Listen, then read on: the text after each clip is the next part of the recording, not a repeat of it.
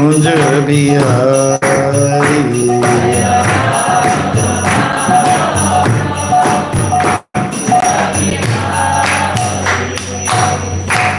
Om Namo Bhagavate Vasudevaya. Om Namo Bhagavate Vasudevaya. Om Namo Bhagavate Vasudevaya.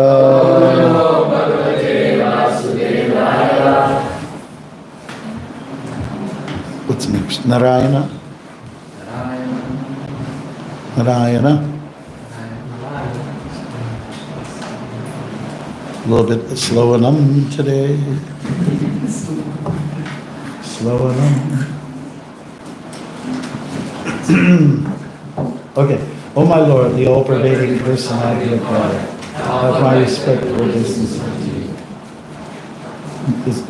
Narayanam namaskaritya naran chaiva narottamam devim saraswati vyasam tato jana udire, which is their very means of conquest. One should offer respectful obeisances to the personality of God, unto Narayana Rishi, the supremest human being, unto Mother Saraswati, the wise of learning, and unto Jagaraja Suki of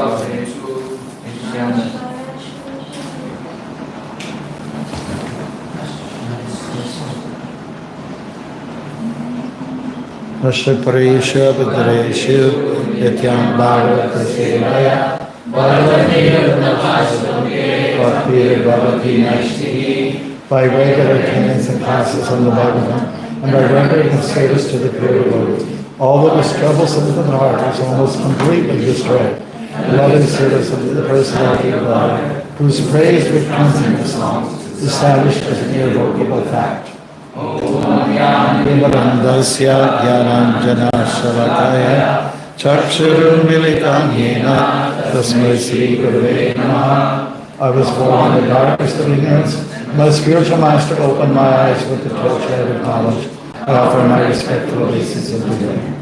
Srila Prabhupada ki. Hare Krishna. Okay. Sorry. Don't mind. I'm doing my little drug routine here. Hare Krishna.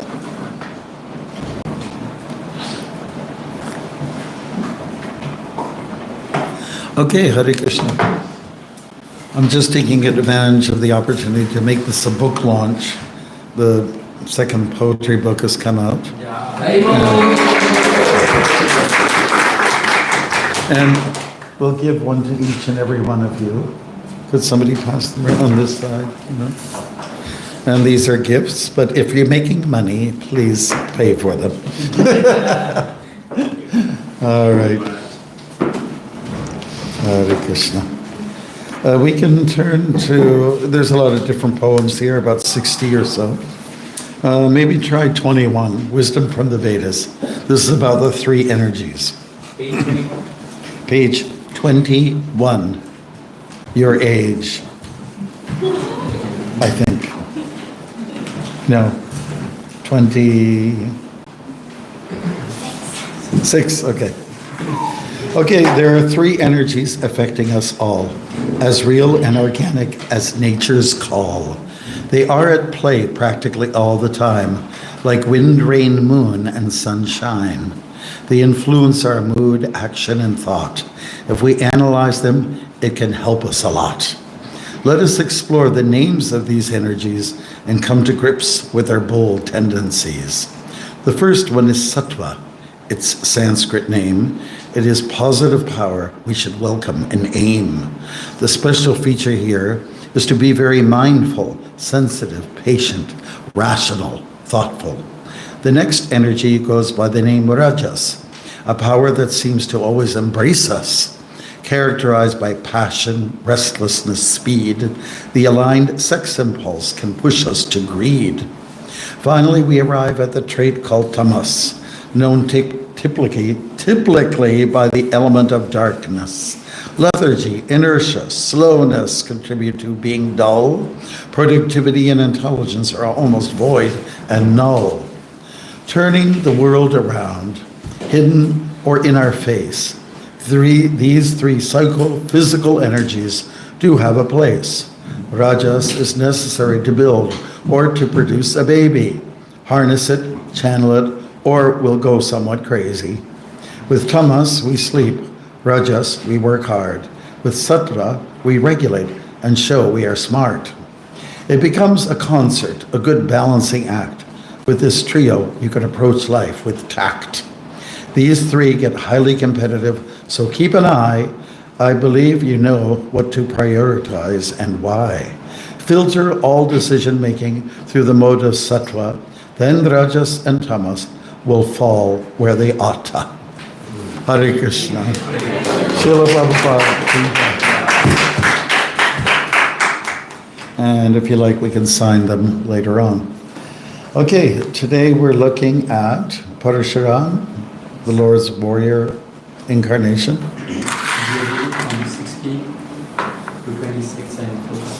16 to 26, you say? Yes? Okay, so we're going to read this together. Everybody's ready? Should I duck or are we going to be okay? It's okay. All right, so here we go. 16, Parashuram, the Lord's warrior incarnation. King Parikshit inquired from Shukadeva Goswami, what was the offense that the Kshatriyas who could not control their senses committed before Lord Parashuram, the incarnation of the Supreme Personality of God, for which the Lord annihilated the Kshatriya dynasty again and again? Shukadeva Goswami said, the best of the Kshatriyas, Kartyavirya Arjuna, and the king of the Haihayas, received 1,000 arms by worshipping Dattatreya, the plenary expansion of the Supreme Personality of God at Narayan. He also became undefeatable by enemies and received unobstructed sensory power, beauty, influence, strength, fame, and the mystic power by which to achieve all the perfections of yoga, such as anima and lagima. Thus, having become fully opulent, he roamed all over the universe without opposition, just like the wind. Once, while enjoying in the water of the Narmada, the puffed-up Kartavirya Arjuna, surrounded by beautiful women and garlanded with a garland of victory, stopped the flow of the water with his arms, because Kartavirya Arjuna made the water flow in the opposite direction. The camp of Ravana, which was set up on the bank of the Narmada, near the city of Mahishmati, was inundated. This was unbearable to the 10-headed Ravana, who considered himself a great hero and could not tolerate Kartavirya Arjuna's power.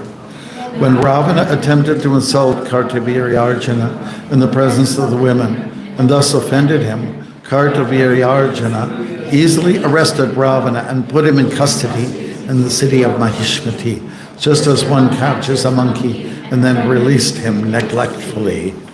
Once, while Kartavirya Arjuna was wandering unengaged in a solitary forest, hunting, he approached the residence of Jamadagni. The sage Jamadagni, who was engaged in great austerities in the forest, received the king very well, along with the king's soldiers, ministers, and carriers. He supplied all the necessities to worship these guests, for he possessed a Kamadhenu cow, who was able to supply everything. Kartavirya Arjuna thought that Jamadagni was more powerful and wealthy than himself because of possessing a jewel in the form of Kamadhenu. Therefore, he and his own men, the Haihayas, were not very much appreciative of Jamadagni's reception. On the contrary, they wanted to possess that Kamadhenu, which is useful for the execution of the Agnihotra sacrifice. Being puffed up by material power, Kartavirya Arjuna encouraged his men to steal Jamadagni's Kamadhenu. Thus the men forcibly took away the crying Kamadhenu along with their calf to Mahishmati, Kartavirya Arjuna's capital. That's it? And which verse are we doing? 25. Okay. Hare Krishna. Savai ratnam tu tadrishtva Atmaishvarya Tishanayam Tannadrityatagnihotriyang Sabilasha Sahayaha Savairatnam tuta dristva Sadaraptadrishtva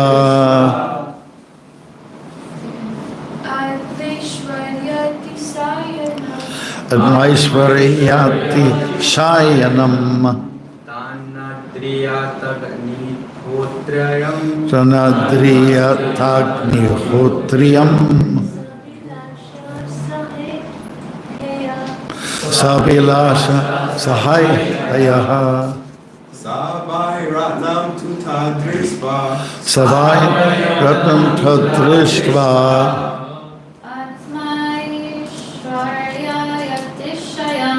Admaishvarya Tishayam Tadnadriyatnihotriyam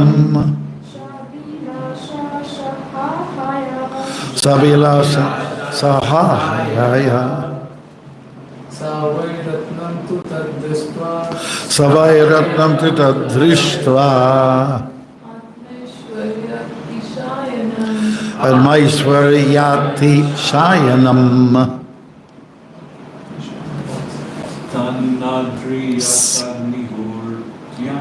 Tanadrityatnihotriyam Sabilasha Sahaya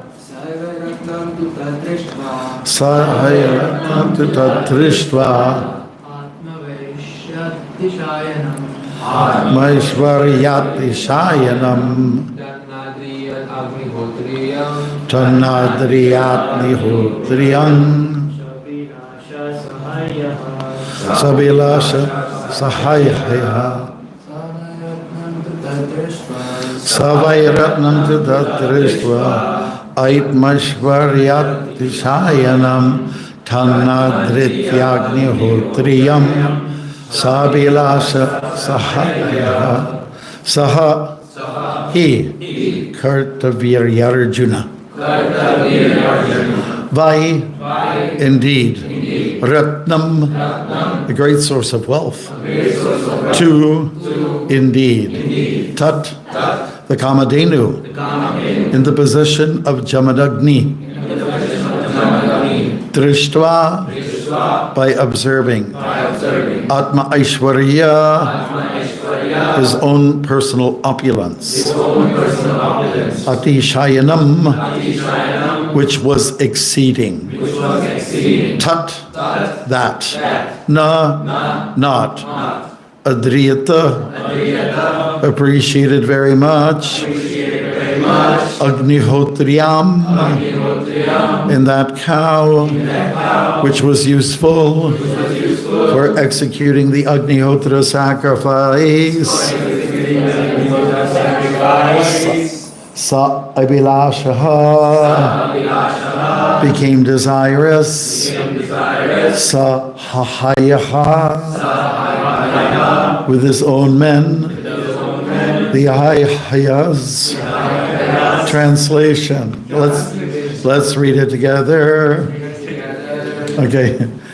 Kartaviryarjuna thought that Jamadagni was more powerful and wealthy than himself because of possessing a jewel in the form of the Kamadhenu. Therefore, he and his own men, the Hayas, were not very much appreciative of Jamadagni's reception. On the contrary, they wanted to possess that Kamadhenu, which was useful in the execution of Agnihotra's sacrifice. Purport by His Divine Grace A.C. Bhaktivedanta Swami Prabhupada, and not to be looked at on the screen. Okay? Jamadagni was more powerful than Kartaviryarjuna because of performing the Agnihotra Yagya with clarified butter received from the Kamadhenu. Not everyone can be expected to possess such a cow. Nonetheless, an ordinary man, this is possible for every. We have practical experience in USA. America that in our various ISKCON farms, we are giving proper protection to the and receiving more than enough milk. In other farms, the cows do not deliver as much milk as in our farms because our cows know very well that they are not going to kill them. They are happy. And they give ample milk. Therefore, this instruction given by Lord Goraksha is extremely meaningful. The whole world must learn from how to live happily without scarcity simply by producing food grains, anad bhavanti bhutani, and giving protection to the cows. Goraksha. Shir Goraksha Vanijam, Vaishya Karma Swabhavajam. Those who belong to the third level of human society, namely the mercantile people, must keep land for producing food grains and giving protection to cow. This is the injunction of Bhagavad Gita. In the matter of protecting the cows, the meat eaters will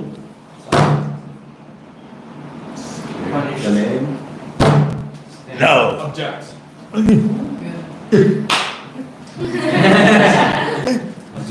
Protest. Here, I'll give you a pill. But in answer to them, we may say that since Krishna gives stress to cow, those who are inclined to eat may eat the flesh of unimportant animals like hogs, dogs, goats, and sheep, but they should not touch the life of the cows, for this is destructive to the spiritual advancement of human society. What a pity. Hare Krishna. Thank you, Bruce. Okay. Namo Vishwaraya Krishna Pastaya Bhutale Sarimate Bhakti Vedanta Swamini Namade Namaste Saraswati Devi Korvani Picharini Nirashi Shishanyavati Paschatati Shatarini. Hare Krishna. Srila Prabhupada has chosen to emphasize the importance of protection of the animals and the land. We can certainly get caught up in the details of this story involving some Kshatriyas. Some were a little bit, let's say, puffed up. They have a few extra arms. My sister-in-law, who lives on Vancouver Island, lives a block and a half from what was then the only Hindu temple. And we went inside. They have programs once a month, at least then it was. We're going back 20 years or so. And she looked around at all the pictures. And she went to one of Vishnu with the extra arms, right? She says, Bhakti Maharaj? I said, yes. And I went over to her. Why the extra arms? And I said, well, if somebody has extra arms, they can do so much more than just with 2 arms. It's actually an opulence. It's a great gift.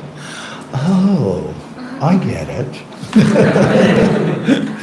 All right. So we're not going to talk so much about those characters that are outlined here, but we will be talking a little bit about protecting the animals, and especially the cows. And let's not be sexist. We have to talk about the bulls too, okay? Because you can't have babies without the guys. It's just the way it works. And we shouldn't forget that. Okay, and the milk comes when there's impregnation, that's when it comes. But after some time, it's just not going to happen because, it all kind of registers in the cow's, mechanism, brain power, I guess it is, that, a baby is coming, so more milk has to be out there. It all kind of works out in a very biological way. Okay, now why do cows need to be protected? Because they are, number one, that what they produce is something that's vital as an ingredient for yagyas, sacrifices. And sacrifices are important for people. If people say, oh, you're wasting all this money on ghee and all this, many people are starving. But, if you don't have an element of sacrifice in your life, if there's no spiritual component at all, what are you living for? Why should we just kind of preserve our bodies when there isn't anything to live for? There's no God. You're going to die. You live to die. Really, that's the atheist philosophy. And try to make the best use of it while you're at it. Doesn't get you very far, does it really? It does. What is your objective? What is your goal? Well, I'm just here to survive. Really? Come on. Atata Brahma Jignasa means we've gone through many lifetimes. Now you've got the human form of life. Do something about it, You're smart, or you should be. One of the smart elements of the human being is to take up this practice, as is recommended by Lord Krishna, Goraksha. Goraksha means protecting the cows. I think you all know a little bit about the history of when the books first came out, the Bhagavad Gita. The translation of Goraksha, which is something that I was brought, my version of Bhagavad Gita was put like this. The translation of Goraksha means cattle raising. Now, do you understand the difference between cattle raising and what was changed to cow protection?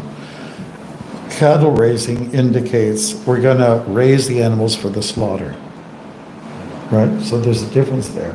When Prabhupada saw this, after it was edited, after it was published, he said, I don't think this is not correct, He wanted to make it very clear to people that Goraksha means cow protection. Protection of the cow and the bull are what we're really talking about here, not cattle raising. That's the wrong terminology, right? So it's been changed, and that's one of the responsibilities of our editors, is to make sure that there's responsible editing of the books that Prabhupada has put out there. Recently, I was in one temple, I'm trying to think where it was, and I was given an older version of the Bhagavatam. You were with me, right? We were in one of the temples, and they gave me an old version of, from like this, the original text that came out when Prabhupada first came. Now, there was a need to, tweak it. There was a need to edit it, And that's why Prabhupada asked people like Jayadvaita Maharaj to get behind it and do responsible editing, because there were some mistakes. The original editors, if they didn't like a paragraph, they'd leave it out. Did you know that? So it was, if somebody ever comes to you, oh, they changed the books, everything's spoiled. Well, they changed the books for a reason, to get it back to what initially was intended. They had to go back and go through the transcripts and go through it all over again, word by word, so that they would get the actual meaning. So when I was giving the class and looking at the English, I says, oh my God, this is, I'm glad they, somebody took the time to put it out properly, grammatically, and everything else, Otherwise, people would not respect what's there. And this is not, a criticism against Srila Prabhupada, because every good author has an editor, or one or two or three or four, isn't it? It's like that. Some of you might be writing books some days, and some of the best literature that's out there on the ISKCON bookshelves are done by people who may not speak like that. They got a lot of help from editors. One of them is one of our girls who joined from Etobicoke years ago. She moved to the States, and she's been doing a lot of editing for a lot of people. Okay, so anyways, that's clear, right? Animals are to be protected, and that's a very important aspect of our culture. Gandhi also made statements about killing animals, and that is not civilized. Especially those that are domesticated, those that contribute so much. Like, how many of you like ice cream? Ice cream? You don't care for it? Don't like sweet things. Okay, well, what about the cream? How many people like cream? Okay, cream has sweetness in it, right? And when you take milk from a cow, you know, the flavor of the milk comes from whatever she's eating. So I was raised on a farm. My dad used to get me up in the morning at 5:30 a.m. Don't feel so bad, you Bhakti Academy people here.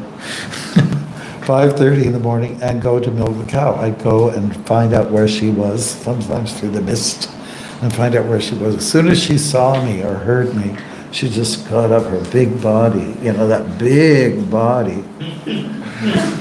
And slowly on her kind of like toothpick legs, you know, kind of stilts pretty much.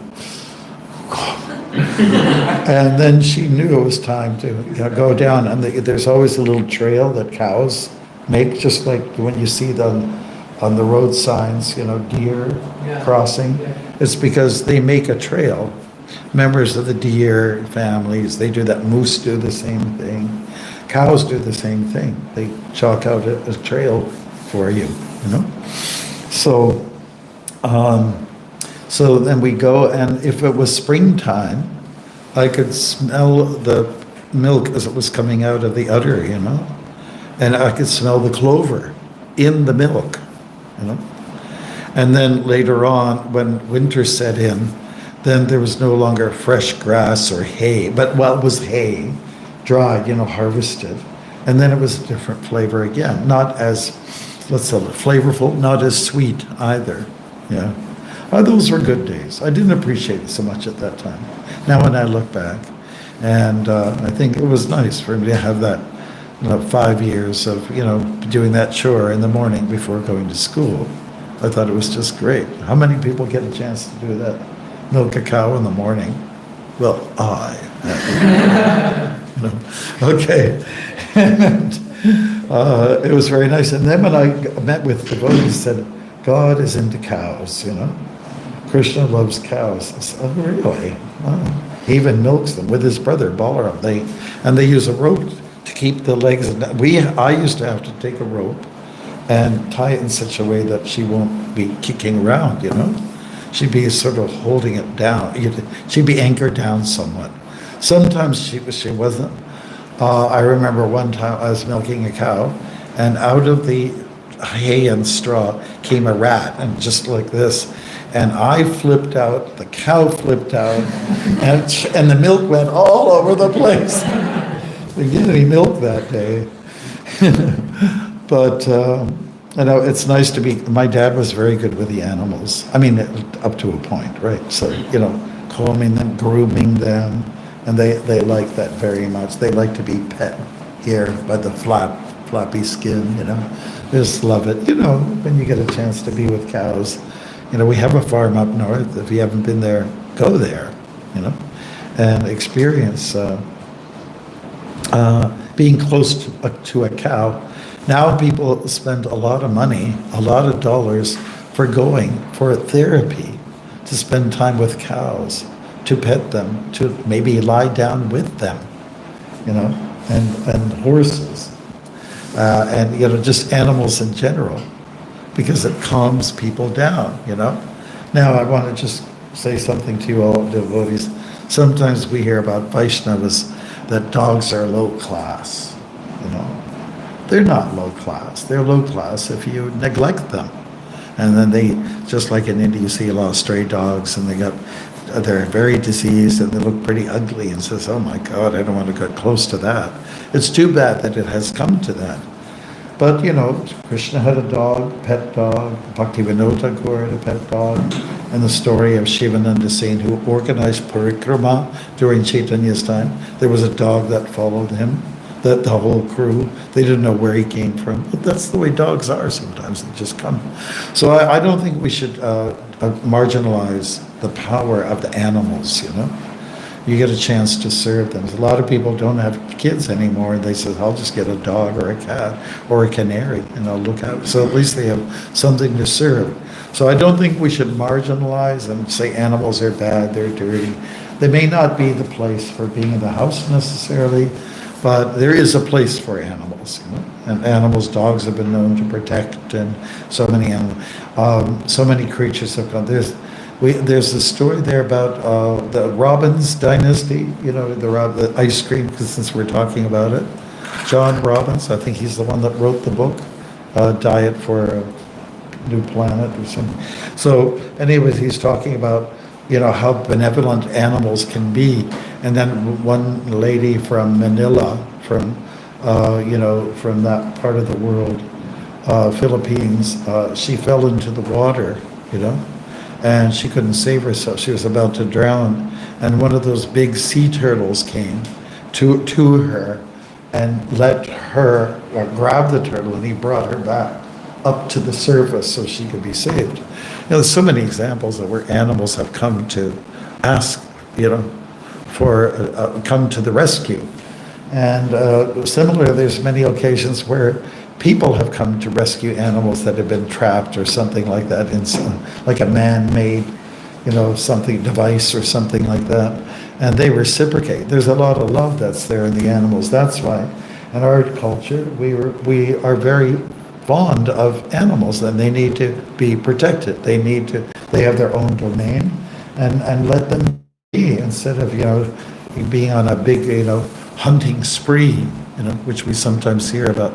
Kshatriyas were sometimes required to do that, and Prabhupada talks about that in the Bhagavad Gita in a purport, that Kshatriyas were known sometimes to do that.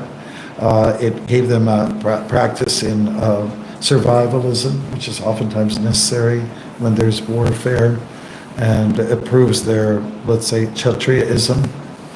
And it wouldn't necessarily always be just a docile animal, but it would be an aggressive animal. Yeah. Okay, so we talked a little bit about the role of the Vaishyas, and they provide for the stomach of the society. Everybody knows that analogy, the head represents the Brahminical people, the smart people. People have a little bit of a vision, and then you have this part of the body where you lift things and you use weapons and tools, and so that is the Kshatriya's role here.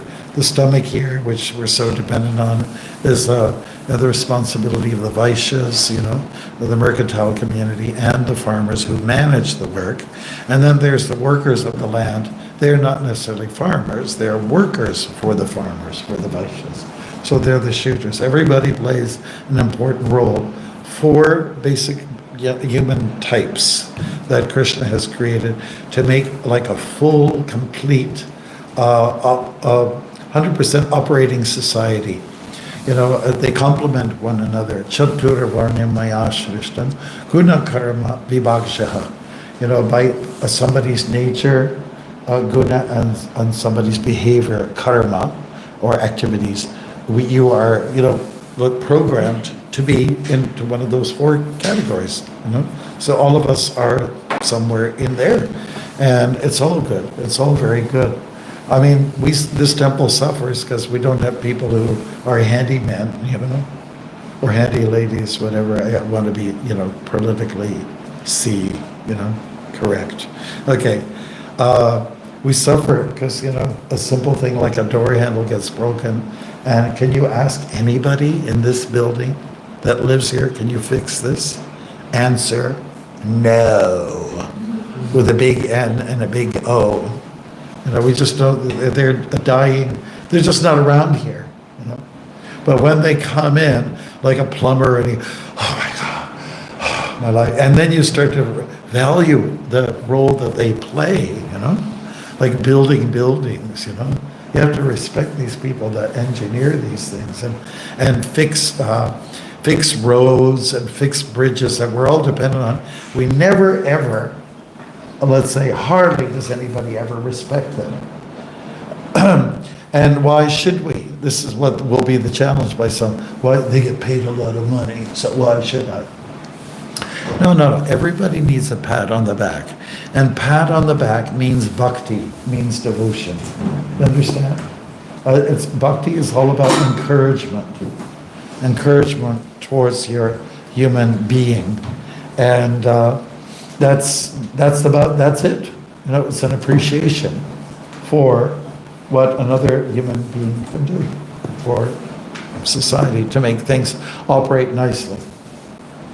So I think that we're getting the point across that, Prabhupada offers some suggestions that if you really have to eat meat, there are some examples that can be given: hogs, dogs, goats, and sheep. Hare Krishna. Or another option could be, if you really want to eat meat, there's porcupines, there's snakes, there's turtles. Can you imagine, like, going through that? Hare Krishna. Like, can you imagine? No. All right, but there are other, but keep the cows and the bulls alone. If you want to draw some lines, that's where you draw the lines. Don't kill those animals. So that is the culture that we've embraced. There's a high level of reverence and adoration given towards the cow and the bull. The bull represents Dharma, like it's in our play that you're going to see one day after everyone learns their lines. Like okay, and you'll see that this is where the holy cow, that expression, holy cow, which is kind of a derogatory term, it could be, and people used to make fun of, of our culture and our habits.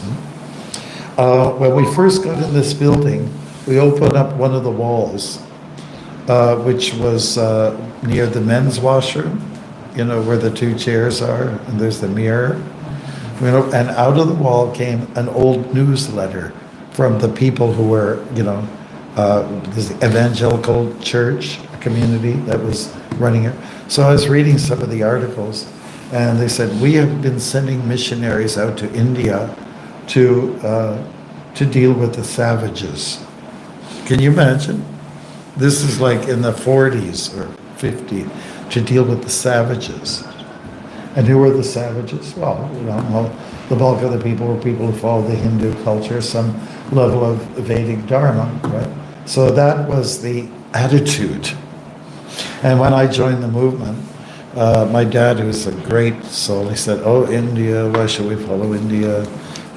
People are starving there, and they're letting the cows eat all the good crops, and there's snake charmers and things like that. That was the profile of India in those days. Now it's become a nuclear power. Now people are looking at respecting, they like the current leader. So the attitudes have changed. But what do you expect after the British rule was there? They left people quite impoverished, So you have to get the whole picture, You have to get the whole picture. And so, holy cow, well, that was a drug. How can you worship a cow? Come on. We eat them. We eat them and we put them in a bun. Hare Krishna, spirit soul. This guy's been bread, and you put a slice of meat in there, or ground up, and that's a burger. Hare Krishna. Eat your animals, And so that is the attitude. You can't worship cows, you got to eat them, man. It's quite derogatory, quite demonic, wouldn't you say? I think everyone in this room would agree to that post here. Okay, so, because Srila Prabhupada was seeing to it that there would be farm communities that would flourish. Not all of our efforts have been successful, but some of them have. It's not an easy task nowadays. If I ask any of you, can you be a farmer? How many people would be interested in being a farmer? Okay. Are you prepared to go broke? Okay, well, that's what happens. Because I've met people on the road during my walks. One man, he stopped over, pulled over, and he talked with me for quite some time, and he liked what I was doing. This walk.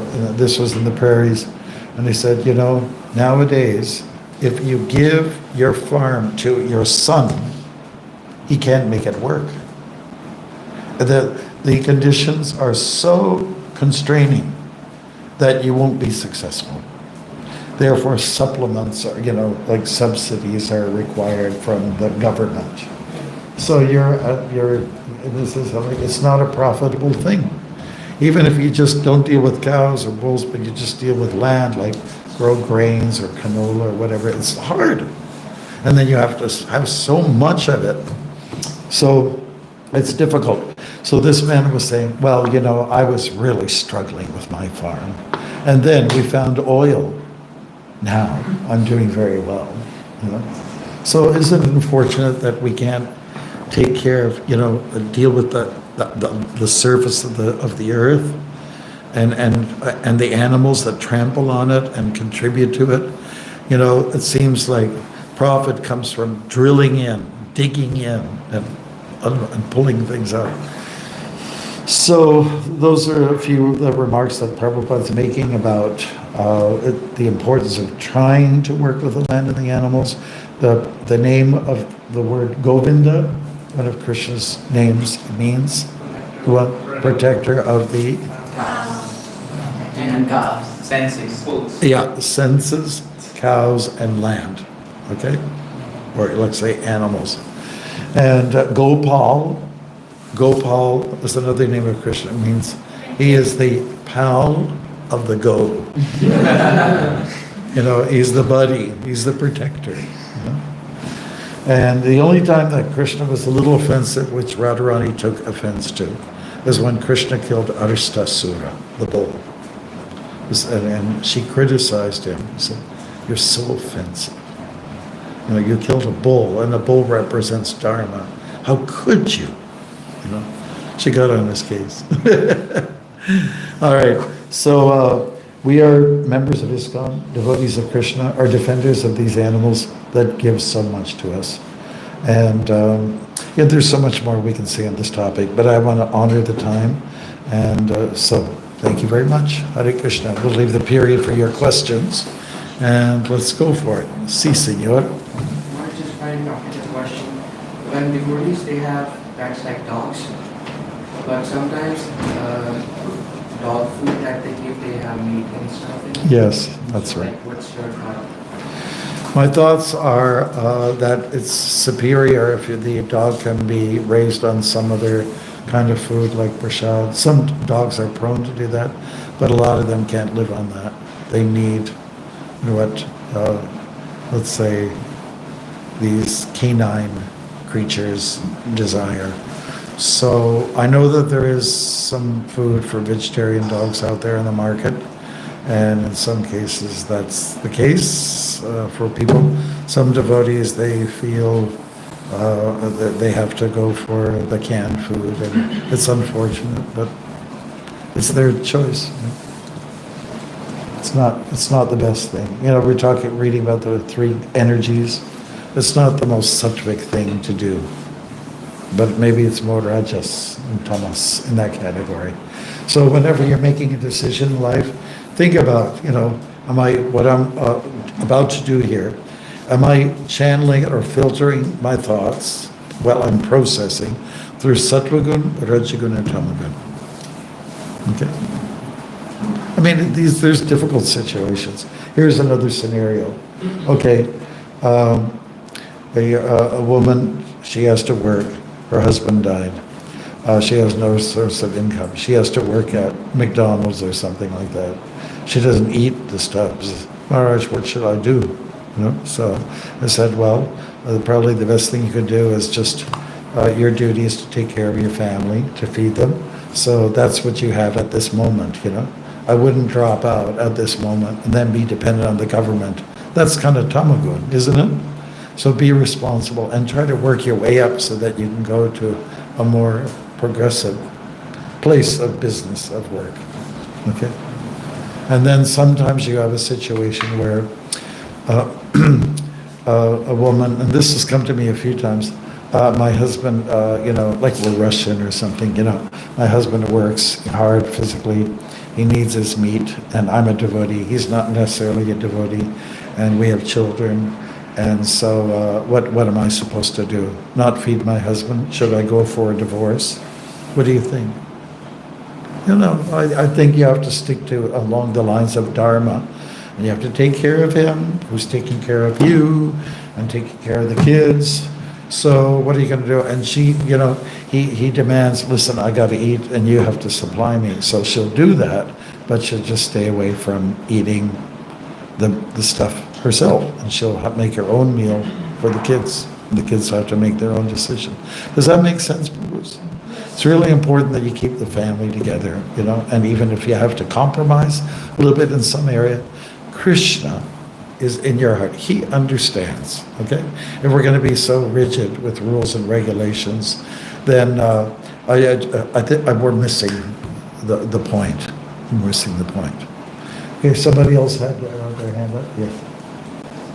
Thank you, Maharaj, for the wonderful class. Since we were talking about farms, I was just on a few days ago, I was on a call with Vishal Prabhu from Gate Farms. And he was mentioning that, especially in today's time, the government is not favorable for all these things. Yeah. And he was mentioning specifically that it's so easy to sell a cow for slaughter than to sell the pure milk. Yeah. That's Yeah. technically illegal over here. We cannot sell the Yeah, milk there. that's right, that's right. It's very demonic. And on top of that, it takes a lot of time to raise a cattle, let's say, not cattle raising, but Cows, bulls. yeah, to raise cows and Herd. feeding them, their feed is so expensive. Yeah.